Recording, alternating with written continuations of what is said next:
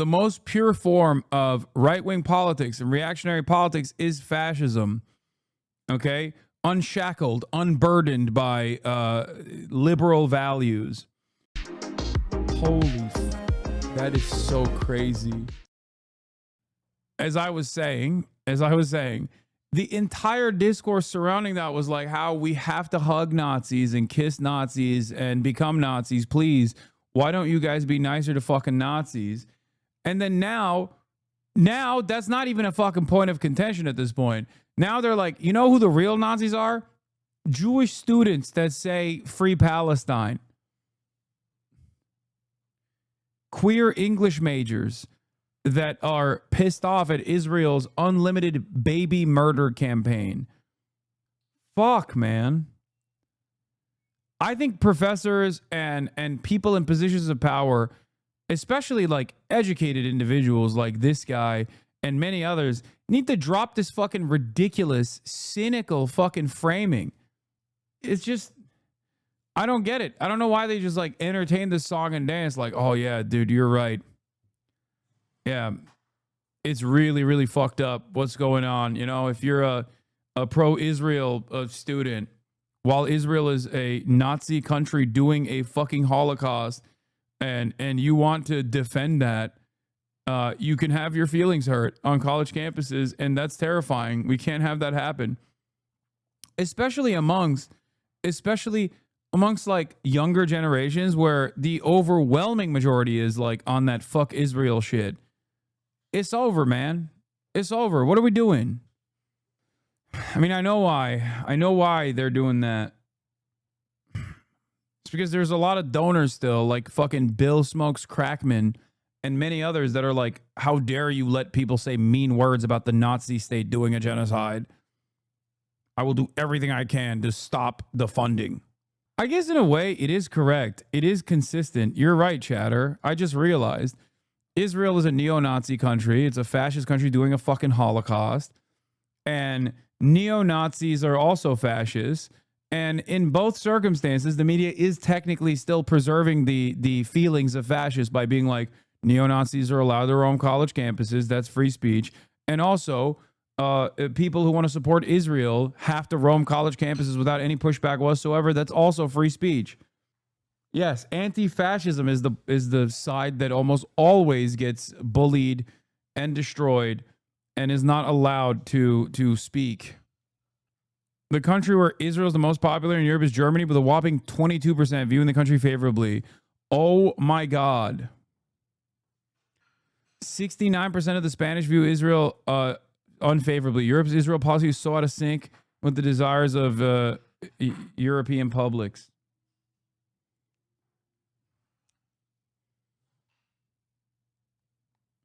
You know what? I was wrong. Europe, you're fucking sweet, dude. I was so wrong. These numbers are even better than America. Okay? These are fucking February 2025, though. You think these numbers have improved? Chatter, you think these numbers have improved since February, where Israel's getting the most criticism from legacy publishers even now, finally, since those numbers? As I always say, if you think you hate Israel, nope, you don't hate Israel enough. We can get those numbers up, okay? We can get those numbers up, especially considering that since then, Israel has violated a ceasefire, implemented its mass starvation campaign, and 2 months have passed where Israel refused to let any fucking humanitarian aid into the Strip, and babies started fucking dying due to malnutrition, due to a famine that Israel caused. I suspect that these numbers are not swinging in Israel's direction anytime soon, especially considering that the latest poll that came out of Germany showed that there was an 80% unfavorability rate. Didn't we see a poll by Germany that no, the poll we saw by Germany didn't say the opposite. It said this, but worse. The Western liberal democracy's undying loyalty to the fascist nation state of Israel that is currently conducting a genocide is a double death spiral, a double suicide. Fascism is a suicidal ideology anyway, because inevitably you run out of targets and you choose to focus on the interior policing, right? It doesn't even get to that point, though. Usually there's military intervention before that step is implemented. And what's interesting about this is that this is basically showing to the European public that they have no say in the democratic process, that democracy is simply a lie. Okay? That democracy in the Western liberal nations that fancy themselves to be the bastion of the defenders of liberal democracy and the international world order, they are realizing, their populations are realizing that it's not happening. It's not real. That's just a fucking falsehood. And Israel is the reason why people are going to start recognizing that this is a simple falsehood. Everyone get more Israel phobic now. Yeah, I saw Israeliophobia is out of control. It's the most dangerous bigotry of our time. Yeah, if you're a fucking Nazi, who wrote this? A fascist? Guys, Germanophobia is on the rise, I write, in 1939 from Nazi Germany. Kaya, what's going on with you?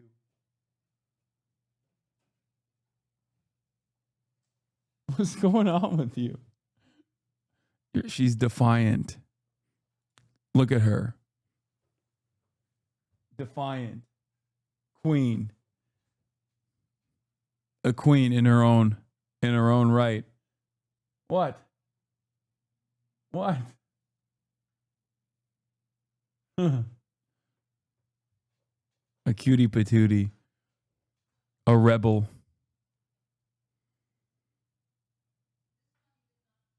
A rebel. Anyway, where was I? Yeah, Israelophobia is out of control, guys. It's really fucked up. We gotta. President and CEO of the NAACP, the largest and oldest civil rights organization in the country, and one that was formed by African Americans and Jewish Americans. I take anti-Semitism seriously. So to address anti-Semitism. Is the dynamic with latent anti-Semitism among the public the same in Europe? It's fucking worse in Europe, probably. They are like, dude, Europe is the OG historic anti-Semites. There's never been a moment on the planet where Europe was not more there's never been a moment on the planet where Europe has historically been less anti-Semitic than any other place on the planet. Okay? They are the OG. They are the OG anti-Semites. So yes, I'm sure that there is a lot of anti-Semitism in that attitude as well.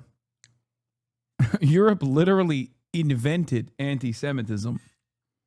Marine Le Pen literally campaigned on not letting Jews wear yarmulkes in public. What are we talking about here?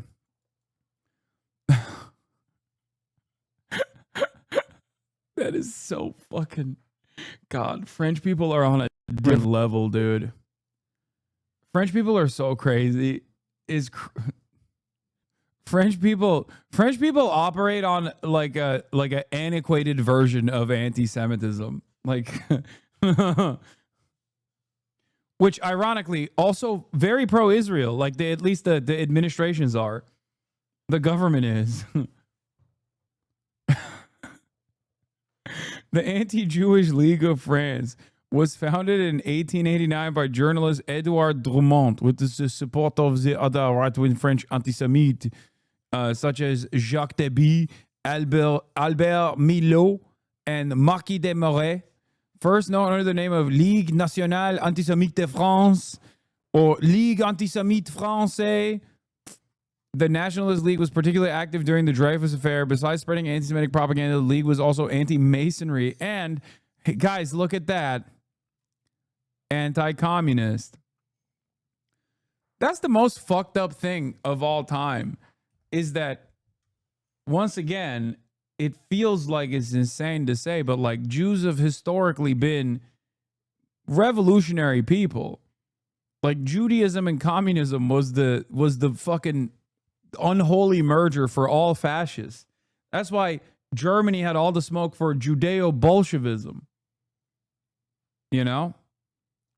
That was the other thing I was going to tell you guys about, which is, have you guys ever heard of the concept of premature anti-fascist? That's the other thing I wanted to talk about today. Premature anti-fascism. Have you guys ever heard of this?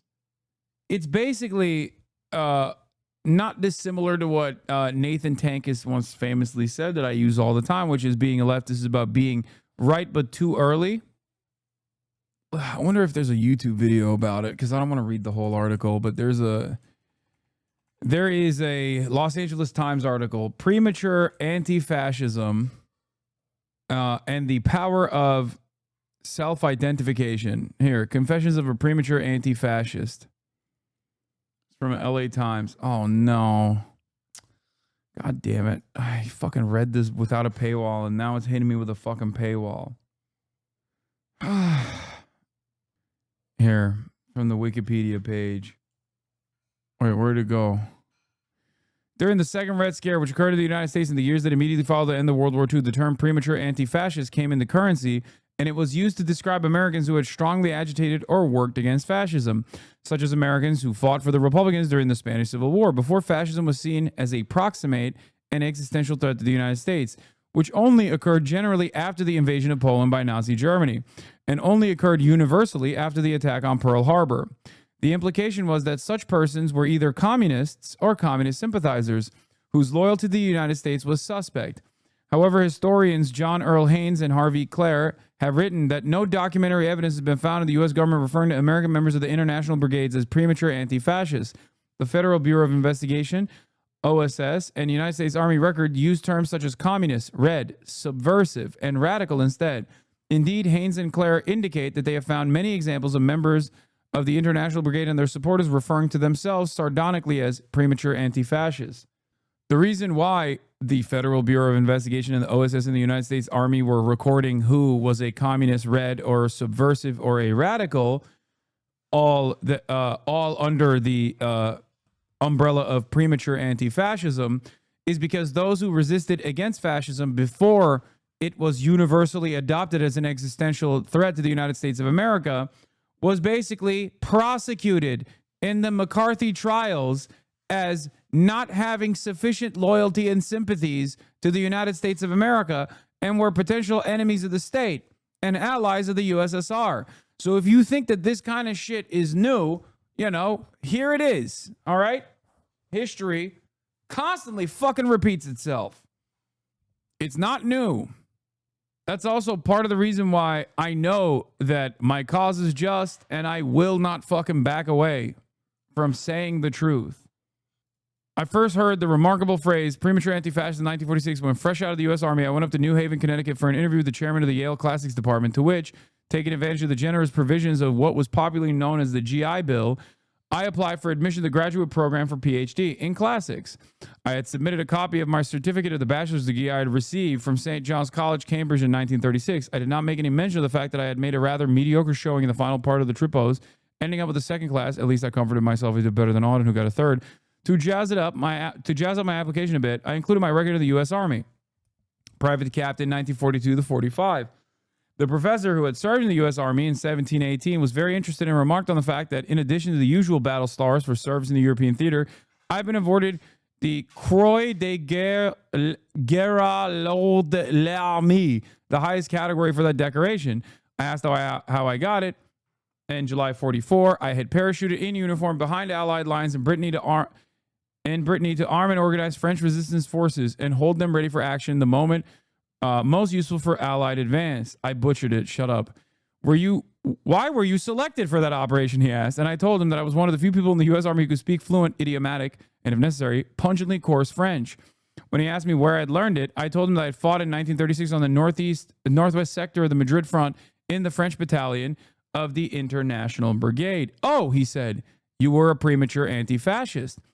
I was taken aback by the expression, don't even fucking start with me. He's like, I'm sick to my stomach. How, I wondered, could anyone be a premature anti-fascist? Could there be anything such as premature antidote to poison, a premature antiseptic, premature antitoxin? Okay, we get it, dude. If you were not premature, what sort of anti-fascist were you supposed to be? A punctual anti-fascist? A timely one? In fact, in the 30s, as the European situation moved inexorably towards war, the British and French governments, the French often under pressure from the British, passed up one timely opportunity after another to become anti-fascist. They did nothing when Adolf Hitler took Germany out of the League of Nations and began a massive rearmament program, except that the British government negotiated an Anglo-German naval treaty that gave Hitler the right to build U-boats, and in the early 40s, came close to starving Britain into surrender. No action was taken when Hitler reoccupied the Rhineland, demolishing the buffer against an invasion of France created by the Versailles Treaty. They allowed Hitler and Mussolini to supply Franco with planes, tanks, guns, and troops while enforcing a so-called non-intervention agreement that cut supplies to the government. They remained silent when Mussolini conquered Abyssinia and Hitler annexed Austria. And in 1938, they sold down the river, a ludicrous illusion of peace in our time, the only strong democratic state in Eastern Europe that might have been a deterrent to Hitler's plans for the expansion, the Czechoslovak Republic. You couldn't call Chamberlain, Daladier, and Laval timely anti-fascists. They declared war on Hitler in 1939 as he invaded Poland, a declaration that gave no help to the Poles, who were crushed between the armies of Hitler from one side and Stalin from the other. These guys, bro. So what kind of anti-fascists were they? My French maquisards had a phrase for the Frenchmen who in 1944, as the Allied armies broke out of Normandy pocket and raced across France in pursuit of retreating Wehrmacht, finally tried to join the resistance. Resistance de la dernière heure was their contentious name for them, last-minute anti-fascists. It is a perfect description of Neville Chamberlain and Lord Halifax. But in 1939, last minute was too late. Too late to save the millions who died in the death camps. Too late to save the soldiers and sailors who died in campaigns in Russia, the Middle East and North Africa, Italy, France and Germany, Pearl Harbor, Midway, Guadalcanal, Peleliu, Okinawa, and many other places Americans had never heard of. Too late to save civilians who, like the inhabitants of Guernica, died under the bombs in Rotterdam, London, Hamburg, Berlin, Dresden, Hiroshima. It would have been better to be premature. I did not, of course, say any of this to the professor. I kept quiet and was admitted and resumed to study the ancient authors whom I'd left untouched for 10 years ever since, a few months after graduating from Cambridge. I left for Spain. What I did not realize, something the professor knew perfectly well, was the premature anti-fascist was an FBI code word for communist. There is the meat of the story. It was the label affixed to the dossiers of those Americans who had fought in the brigades when, after Pearl Harbor, and some of them before, they enlisted in the U.S. Army. It was the signal to assign them to non-combat units or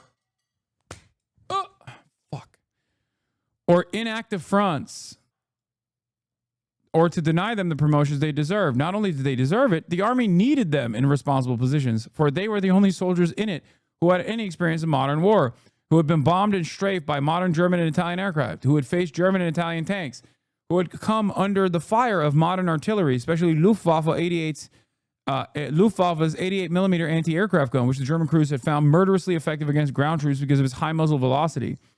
It was the latter, the nightmare of the GIs in North Africa, Italy, and France.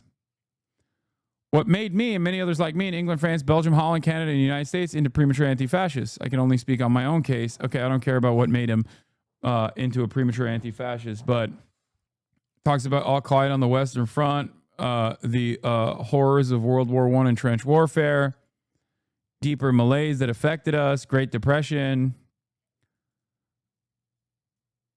Even the professional optimists among the economic pundits could offer little hope to recovery. The Depression was more dispiriting phenomenon in England than in the United States. The Roosevelt New Deal was no panacea, but at least evidence of official concern, whereas the so-called national government's policy of retrenchment was a defiant manifesto of indifference to widespread distress. That's very important info, man. No, it's not. I'm skipping the part. The purpose of why I'm reading this is to show you that the American government actively locked down people, actively targeted people as having loyalty or an anti-fascist commitment before people actually realized that this fascism shit was no good. That's the whole point of this story. That's the reason why I'm reading it. Yeah. Meanwhile, the money saved up from my scholarship funds, I've been spending in my vacations in Paris, living on cheap hotels on the left bank, deepening the knowledge of the French language I had acquired from a brilliant teacher in my London school, making friends among French students. For in France, as in England, la crise, as they called it, is still crippled the economy. As in England, a fascist movement, les croix de feu, Their fiery crosses had made his debut. One of his demonstrations provoked riots that resulted in 15 dead and more than 1,000 injured. The threat of a fascist coup united the French Communist and Socialist parties together with the Liberals in the Front Populaire, if you remember. There was a new one of those, which won an overwhelming victory in the elections of 1936. For the first time since the long-lasting depression had begun, a government set out to redress some of the injustices. Long overdue reforms were introduced. 40-hour week, paid vacations, and fascist organizations were banned. For the first time, a Western government had broken out of the pattern of retrenchment and repression. Is fascism inevitable under capitalism? I'm not a theory nerd. Yes. Capitalism has inherent contradictions baked into it in the form of constant class antagonism. The two classes, albeit reductive, can be described as the wage laboring class, the proletariat, and those who own capital, the capital ownership class, the bosses, the owners, which is the bourgeois class. These two classes have direct class interests that are at odds with one another. Workers want to work the least amount of time for the most amount of pay, and bosses and capital owners, bosses who demonstrate the interests of your capital owners, want you to work the most amount of time for the least amount of pay. And there is no way to resolve this this constant class battle. There are ways to alleviate the pressure. A welfare state will offer some help in the continuation of capitalism, some regulations placed upon the markets. Having said that, however, this does not actually solve the problem. That class antagonism will always exist. And inevitably, the moneyed part of the moneyed class, the bourgeois capital owners, will always win because money is power. And capitalism always leans in the direction of the consolidation of power in the hands of the few against the interests of the many. This is an inherently undemocratic process. The greatest lie ever told, however, is the notion that this structure is actually the most democratic structure. And for a time, this was an evolution from previous formations.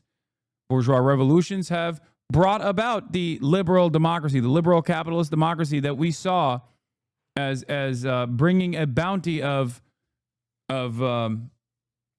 civil liberties alongside it. So yes, capitalism initially was an evolution from previous forms of governance. Having said that, however, capitalism has very clearly outlived its usefulness, but the next stage in our evolution is constantly stopped by that very same consolidated power groups. They tell you that there is no alternative to capitalism. They lie to you all the time. They scare you into submission. They make you think there is no alternative, and the alternative would be far more devastating. There are attempts made towards evolving away from this consolidation of power, and yet those attempts are always thwarted. Under the Cold War, the American government and Western governments actively intervened in these initiatives that the rest of the world was engaging in, partially because that very same class dynamic is also born out of, or also exists in a larger scale between the global South that is hyper exploited and the moneyed interests in the Western world, the developed Western world. In order to ensure that they continue, like Western nations continue to exploit the natural resources and the labor forces of the global South, we must continue at a time when profit rates continue to decline, because that is an inevitability under capitalism, given that automation and technological improvements make it so that profit margins always end up getting smaller and smaller. We must find new profit sectors. And the best possible way to create profit is to tamper with the only malleable aspect of profit, which is labor. Labor is the only movable part of the profit structure. And how do you make sure that labor costs stay relatively low? Well, in developed In developed countries, labor costs obviously increase. People demand more when they have more. People recognize their own material conditions. The best possible, most effective way of ensuring labor costs are kept low is by seeking out new labor markets that are constantly exploited and constantly depressed under the militant nature of imperialism. Imperialism, therefore, is seen as the final stage of capitalism. Without imperialism, capitalism could not continue. Without the welfare state, capitalism could not continue in the short term. And without imperialism, capitalism could not continue. This is why we say social democracies are simply an evolution in the direction of the final evolution of the global economy towards socialism, because social democracies still rely on that unequal exchange. How are they exploited? How is the global South exploited? I don't know. Think about it a little bit. Why is it that no global South nation is ever allowed to have autonomy? How do you think this is as cheap as it actually is? What do you think are the necessary materials for this to exist in the way that it does? The battery, for example. Slave labor makes this as cheap as it possibly is. It's so an ever-present part of our current mode of production of commodities. It is so important. Slave labor is so important to it that the United States Supreme Court literally defended Nestle and other companies to continue the practice of slavery as long as they relegated that responsibility over to third parties that were simply unaccountable. So, create a fucking shell corporation or a third party that actually ends up hiring the slave labor, and you can get off scot-free. And the slaves can't even come back and sue you. That is legal. We made that legal. Anyway, how did I get here? Holy shit. What was I talking about?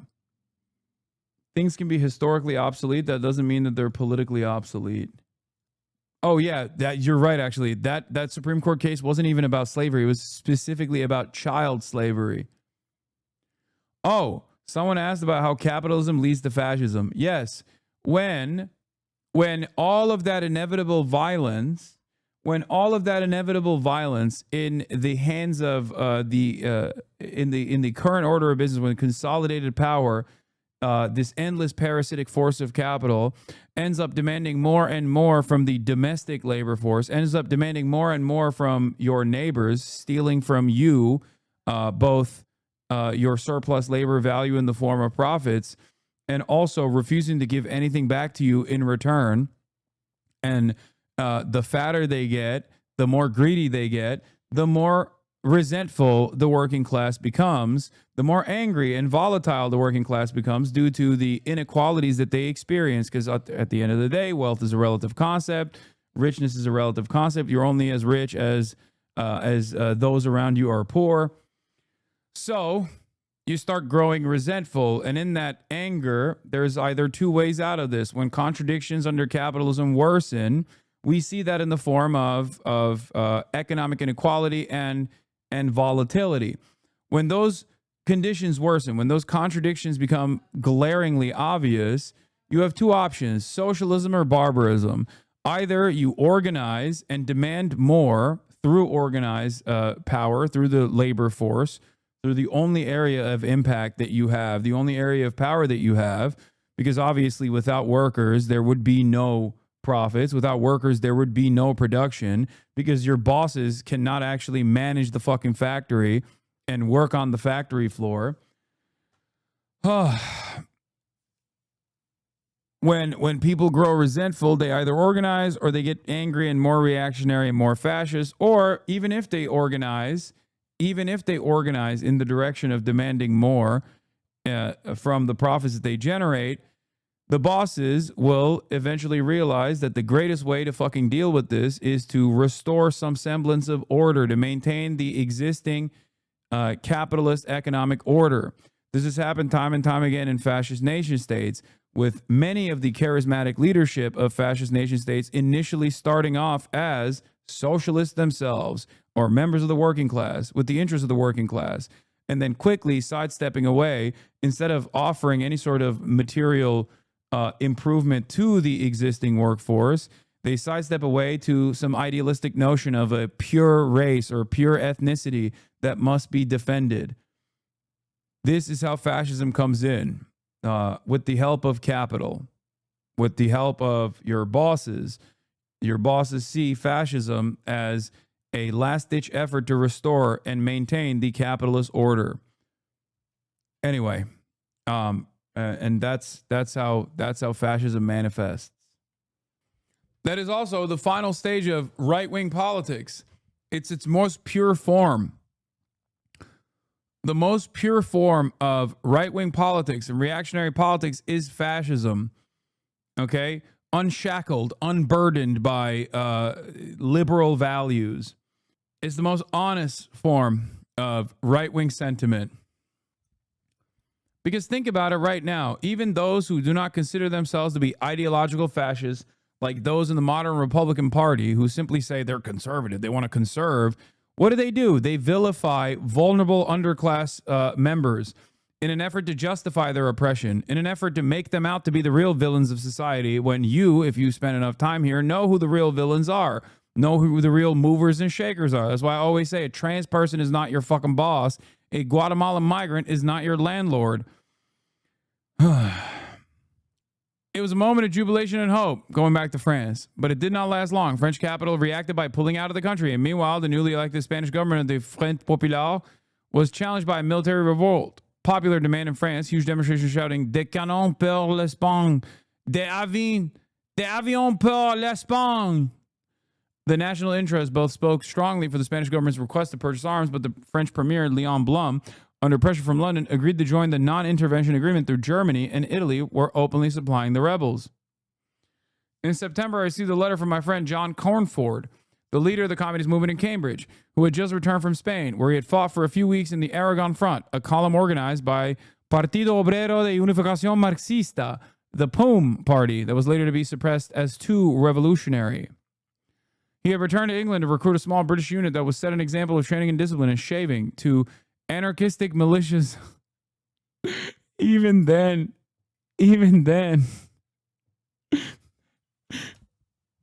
the British had to teach the fucking anarchists how to groom themselves, dude. He asked me to join, and I did so without a second thought. I knew no more about Spanish politics and history than most of my fellow countrymen. That is to say, not much. I had read in translation, but not much, all of Don Quixote and reproductions of the great paintings of Velázquez and Goya. I knew that Philip II had married English reigning queen, blah, blah, blah, blah, blah, blah. Who cares? That guerrilla, which was to become my military specialty in World War II, was a Spanish word. But I had no real understanding of the complicated situation that had produced the military revolt of July 1936. What I did know was that Franco had the full support of Hitler and Mussolini. In fact, that support had been decisive at the beginning of the war. The military coup had failed in Madrid and Barcelona, Spain's principal cities. Franco's best troops, the Foreign Legion and the Regulares, the Moorish mercenaries recruited to fight against their own people, were cooped up in Morocco, since the Spanish Navy had declared for the Republic. Planes and pilots from the Luftwaffe and the Italian Air Force, in the first military airlift in history, had flown some 8,000 troops across the Sevilla, Franco's base, for the advance on Madrid. And this was all I needed to make up my mind. I left a few days later for Paris with a group of a dozen or so volunteers that John had assembled. There were 3 Cambridge graduates. By the way, you know how fucking recent this history is? We think about this like it happened, multiple lifetimes ago, but there are still motherfuckers alive. You know what I mean? Maybe not many, but it is kind of crazy that like this is one lifetime ago, okay? In the grand scheme of history, what this man is describing is so recent, and yet we always take for granted the current existing peace in Europe as though it was always the norm, okay? Think about that. It hasn't even been 100 years yet. So understand that. We look at the current confines of the European capitals or the current confines of the European continent, sorry. And we think to ourselves, oh, they were always peaceful. What the fuck? These guys have never fought. There has been very short periods where there wasn't endless fighting in Europe, okay? Which is why I always say that people that fucking endlessly fight one another can make up. Just something to remember when you're thinking about like, oh, well, Israel, Palestine, this is just never going to end. It's a conflict that never ends. It's very stupid. Anyway, there were 3 Cambridge graduates and 1 from Oxford, a statistic I've always been proud of, as well as 1 from London University. There was a German refugee artist who has been living in London, 2 veterans of the British Army and 1 in the Navy, an actor, a proletarian novelist, 2 unemployed workmen. Once in Paris, we went to Comité entre deux, a peuple espagnol, and was where John schemed for a small British unit where the Aragon was abandoned. We were sent for a hotel in Belleville, a working class section of Paris, where we found ourselves at tiny English drop in the sea of large national groups. French, Polish, Belgian, German, Italian, all of them bound for Spain. Painful listen as always, Hasan. Okay, dude. We left next morning for Marseille, where at night we boarded a Spanish vessel that left at midnight. Bridges, Poland. Okay, bro, this guy's just talking about how he fucking fought Franco. Like, sick, dude. We get it. You were a premature anti-fascist. Get to the goddamn point. This man, oh my God. Oh, yeah, Homer's Iliad. Sometime later. Oh, my Lord. Of course, he's a fucking classics PhD, chat. Of course. Of course. What a goddamn yapper this guy is. Back home, I watched other despondency as the British government persisted in its policy of appeasement, and the prospect of victory in Spain receded fast as Hitler and Mussolini gave Franco steadily increasing preponderance in weapons and troops. A meeting with a young American whom I had met at Cambridge some years before, but with whom I now fell in love with, changed my life. Not at least because when after Munich, she yielded to her parents' anxious insistence that she come home. She persuaded me to apply for an immigration visa. In the interim, I had ceased to think of myself as a communist. The Nazi-Soviet pact of 1939 was understandable. The Western betrayal of Czechoslovakia was a clear signal as Stalin that if Hitler turned against Russia, as he repeatedly announced he would in his book Mein Kampf, the West would not raise a finger to help. By the way, this guy, who lived through it, has a better understanding of Ribbentrop? I forget. God damn it. Ribbentrop. Not Ribbentrop. I'm sorry. I'm stupid. Okay. I don't know anything about history. Ribbentrop was a self-defense pact for the USSR in a time of unprecedented appeasement from European allies, even though the USSR was always the enemy of Nazi Germany. The USSR also routinely asked for pacts from their European counterparts, and every single one of them was like, "Nah, it's fine. Let him do his thing. You know, let Hitler do his thing. It's fine. He's just like, in the words of Candace Owens, he's just making Germany great. he's just making Germany great. Oh fuck, he invaded Poland. Shit. Okay, never mind."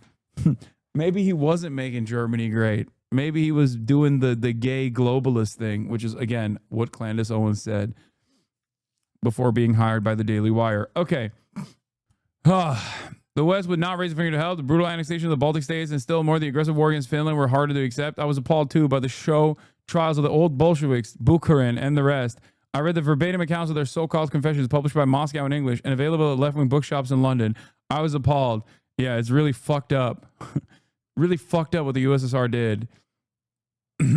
Anyway, I'm not going to say anything else. Okay. These tales of recruitment by the British Secret Service in the first days of the revolution in my lifetime of espionage and sabotage were beyond belief.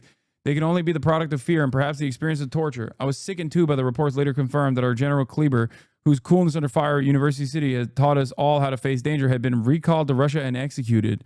Loyalty to the ideals for which my friends had died in Spain was undermined by the grim realities that I could no longer ignore. Oh my God, this guy's got the George Orwell brain rot, who also fought against Franco in Spain. I feel like anarchism is a poison. Okay, I'm gonna say it. Anarchism is a brain poison, and it causes anarchists to do the right thing ahead of time, okay? And then only to fucking drop doing the right thing and become agents of the state. Fuck you. I mean, come on, dude. It's just like, why does it happen so frequently? Okay? I literally thought this was Orwell. Lamau came in late. No, this is an American guy. You fucking love the state? I do. What do you mean? Of course I love the state, dude. There is no other way for a state to inevitably perish. There's no other way for a state to inevitably perish unless the state itself moves in the direction, moves the industrial capacity in the direction of communism ultimately. If you ever want a fucking true anarchist utopia, well, I don't think anybody wants that, but I'm... When I came to the United States, I joined no party. And though remaining a resolute defender of the cause of freedom in Spain, I refrained from political activity. When the war finally broke out in 1939, it was aptly named the phony war. Nothing happened in the West, and as Poland went under. When something did happen, and Hitler drove the British army out of France, I was tempted to return, but I realized I owed more to my wife, who had worked like a Trojan to get me admitted to the United States. Then I did the government that had made this defeat inevitable. I also had a feeling that America was sooner or later become involved, and I would be able to fight in the uniform of the country I was beginning to love. Oh, he got American brain rot. Anarchists and trots are always like that, just liberals. Okay, trots are fucking not liberals. Anarchists are liberals. Trots are conservative when pushed to... Anyway, all right, let's continue. When that happened, I somehow escaped the discrimination that hampered the military careers of so many American veterans of the brigades. It only looks like a bullet wound. Doctor noticed a scar on my throat. I told him I was asked how I got it, and don't tell me he had it. It was a hunting accident or cleaning a gun.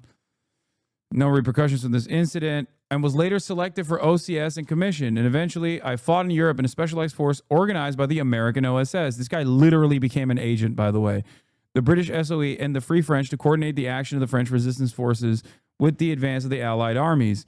It was the OSS-2 that later sent me to North Italy to work with large partisan formations that were operating on our side in the lines, but in mountainous areas where heavy American equipment could not be used. The OSS also gave Americans who had fought in the brigades. This is one of the worst aspects of the OSS, is that they literally eventually turned on the very same fucking partisans that were communist and socialist and worked to eliminate them from power in the aftermath of World War II. In an effort to, restore the American version of fascism, burger fascism, okay, by way of NATO, a protection racket against the real scary nature of Soviet-style communism. Scary, okay. They did NATO. I was in Italy. Sudden reminder of Spain. Okay, this actually was just his recounting of why he fought fascism. I didn't realize that the rest of the story was eventually going to devolve into that. I thought there was a point where he was going to talk about the Red Scare. Nope. I was wrong. I should have finished this article before I actually got on stream. What a stupid exercise we went down. Okay, actually, to be fair, this wasn't a stupid exercise. This was cool. He was a Fed when the Red Scare happened. What the fuck do you think happened? To counter the earlier article statement, Jewish-Polish guerrilla fighters that received Soviet support witnessed Polish and Soviet partisans, including Jewish resistance fighters, disrupting German war efforts during World War II.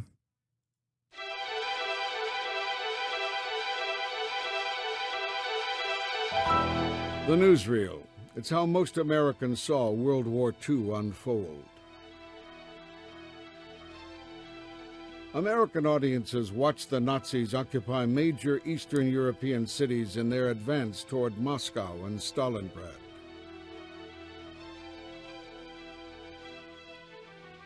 Typical images of Jews during this time period depicted them as helpless victims of genocide.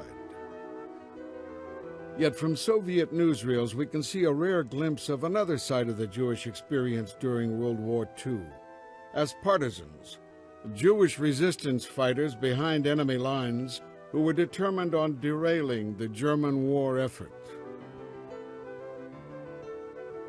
This rare footage documents Polish and Russian partisans which included thousands of Jews who escaped the virtual death sentence of Nazi occupation. To fight the Nazis, partisans endured extreme conditions. I shouldn't show you guys this because Ethan is going to get upset. He's going to start thinking of these Jews differently because they took up arms against Nazi occupation. And obviously, the best possible way to overcome the Holocaust, by his estimation, was to just simply be a pacifist throughout the entire ordeal. You know, he did say that about Anne Frank. He literally did say that. So Harsh winters and little food, and being without permanent shelter for years on end.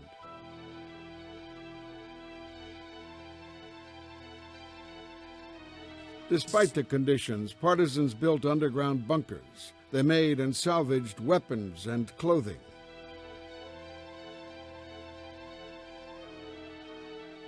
Underground newspapers describing their victories were printed and distributed. Local farmers gave them goods, sometimes voluntarily, sometimes not so. As the war progressed, the Soviet army, realizing the strategic value of the partisans. Okay, I'm seeing a lot of fucking what the Jewish partisans were doing against the Nazis, and unfortunately, I don't want to be that guy, but none of this shows the feelings of collaborators with the German invasion, and also the feelings of Germans living in Germany, or even those who actually participated in the Lebensraum operations and actually moved into additional conquered territory. And I feel like this is a little bit one-sided, you know? Like, what about, like, if they were to take hostages, for example, like, what about the feelings of said hostages? Yeah, doing clean Wehrmacht revisionism in the big 2025 to defend Israel. Yeah, that's what we should do. I want to know if both sides agreed on a slogan. Yeah, if they didn't, I wonder what kind of mean things these guys, I bet these guys are saying a lot of mean anti-German, German-phobic things, you know what I mean? Which, of course, I must condemn and tell you is the most significant part of this process. Not what these brave Jewish partisans did, but instead the feelings of the German victims, okay? And also their feelings as when they heard, you know, mean words from these people that were fighting against them. Airdropped weapons and supplies to help them. Didn't Russia support Nazi Germany until they turned on them and started attacking their oil fields in Russia? Oh my God, dude. We just went through this. Were you just sleeping when we even the fucking guy who turned into a Fed, the premature anti-fascist who turned into a Fed, recognized that the reasoning as to why Stalin had made this pact with Nazi Germany. It's got to be lag. He didn't see it. But it's on 70% of Germany supported Hitler. Who are you to tell them they're wrong? That's very anti-German of you. I know. I'm being so anti-German right now. Partisans destroyed communication lines, blew up railroads. What? Wait a minute. What? That's terrorism. Someone needs to stop these guys from doing terrorism. Wait, hold on. But that's terrorism. Your side never mentions the partisan anti-German terrorism. Well, there it is. I'm showing it to you. Trigger warning. The property damage. Do I condemn this? Do I condemn the partisans? Destroyed bridges, ambushed patrols, and attacked strategic strongholds. It's difficult to quantify the effect of partisan attacks, but as a group, they inflicted a substantial toll on the German army.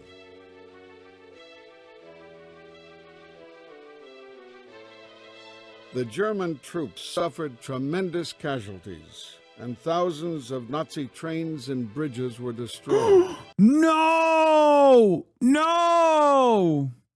That was a train on fire! Guys! Sure feels like these guys... I mean, these guys were doing some condemnable actions, dude. Trains and bridges were destroyed. This newsreel footage is a testament to the heroic contributions of the Jewish partisans who fought in World War II. Wait, oh, by the way, I was about to say, there were also literal children that were involved, and Frank-aged children that were involved in the brave, heroic resistance of the Jewish partisans, by the way. Babies of Hamas. These are babies of terror. Or at least in the regional appropriate and time frame adjusted accent, it would be, they are the babies of terror. Why? Why is no one talking about the babies of terror? Terrorism. This was years ago. You're acting like this is now. Wait. This chatter is so funny. He did not. The point just missed him. Okay? The point is missing him so hard. They're an Asman fan? No. Why do you hate Asmongold so much?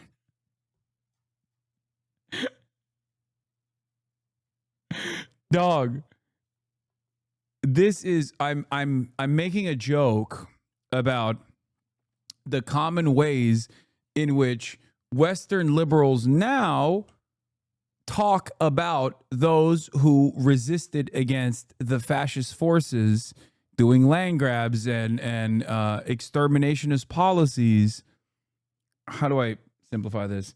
I'm comparing Nazi Germany to the fascist state of Israel, Nazi Germany's Holocaust to the fascist state of Israel's Holocaust in Gaza, while also simultaneously assuming the role of a Western liberal who is a pacifist, right? To make jokes about, to show you how silly it is to say, why are these Jews resisting against Nazi Germany? Just like it's silly to say, why are these Palestinians or Arabs in the region resisting against Israel and American imperialism? Because from their perspective, it is identical. The outcome is identical. I think, yeah, the video said they were heroic. Guess this guy supports terrorists. Fought in World War II.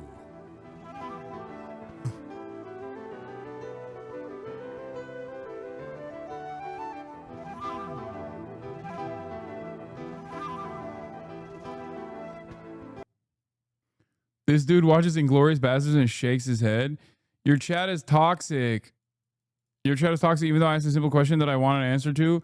Dog, what other space do you have like 24,000 people watching, and the guy entertaining 24,000 people just takes you seriously, pulls you aside, and explains to you a joke that the rest of the 24,000 actually understand? I just did that for you, and you're still fucking complaining.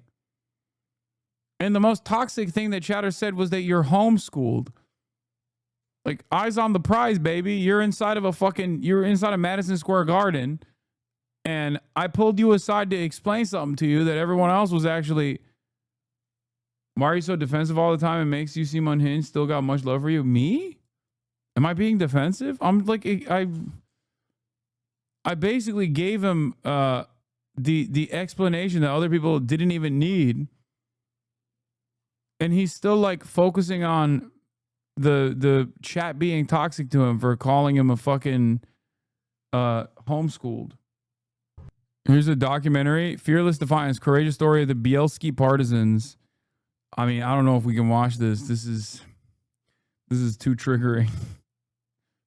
I will not be condemning the partisans. God damn, dude. Holy shit.